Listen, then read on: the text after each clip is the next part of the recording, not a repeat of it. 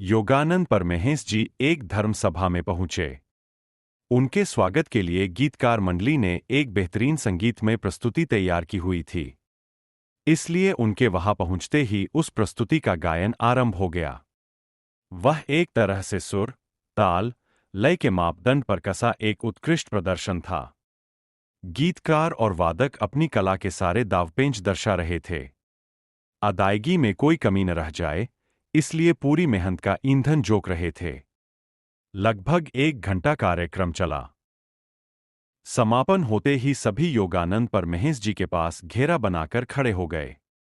उनसे पूछने लगे, स्वामी जी, आपको हमारा यह प्रस्तुतिकरण, हमारा गायन वादन कैसा लगा? यह क्या?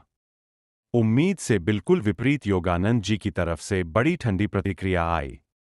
वे बोले, ठीक ठाक ही था।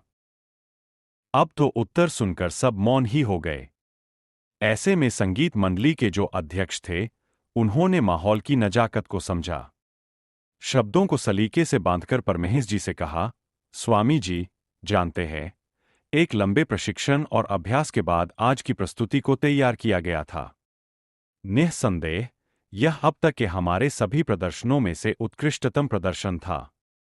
वैसे आपको बता दूं, संगीत जगत के धुरंधर अनुभवी मेरी इस बात से इत्तेफाक रखते हैं। इतना सुनना था कि योगानंद जी कही उठे, सुनिए महोदय, इसमें दो राय नहीं कि संगीत शास्त्र की, कला कौशल व ताललय की दृष्टि से आपका गायन वादन उच्च कोटि का था। निःसंदेह वह त्रुटिरहित, सुरीला व आकर्षक था। परमहंस जी ने ऐसा कहा तो हताश चेहरे दमकने लग गए। उम्मीदें बढ़ने लगीं। इतने में योगानंद जी ने अपनी बात पूरी की, पर अफसोस, मुझे क्षमा करें, इस प्रस्तुति में भावों की दृष्टि से सही तकनीक नहीं लगाई गई थी। इसलिए यह प्रदर्शन आकर्षक तो था, पर हृदयस्पर्शी नहीं था। ताललय का बढ़िया संयोजन तो था, पर शुद्ध आनंद की तरंग कहीं खोई हुई थी। इसमें कला के कोण से सब कुछ था, पर फिर भी आत्मा कहीं गायब थी। सभी ने प्रश्नवाचक दृष्टि से परमहंस जी को देखा। तब अपनी बात को गहराई से समझाते हुए स्वामी जी बोले, आप सबका पूरे का पूरा मनोयोग दर्शकों को रिझाने में लगा था, उन पर अपना प्रभाव जमाने में व्यस्त था। दुनिया से प्रशंसा और वाहवाही बटोरने में ही आपका संपूर्ण भाव केंद्रित था। इसलिए आप केवल भावरहित, खोखले प्रदर्शन तक ही सीमित रहे। काश आपने अपना यही पुरुषार्थ ईश्वर को अर्पित किया होता। यह भक्ति रचना केवल और केवल उस प्रभु को रिझाने व मनाने के लिए गाई बजाई होती। अपना ध्यान, अपना भाव, अपना मन आप उनके श्रीचरणों में केंद्रित रखते, तो निःसंदेह यह प्रस्तुति क्या से क्या आध्यात्मिक चमत्कार कर दिखाती, हर स्तर पर श्रेष्ठतम हो जाती। सभा में गहरा सन्नाटा पसरा था। मन ही मन सभी लोग स्वामी जी की बात से सहमत थे।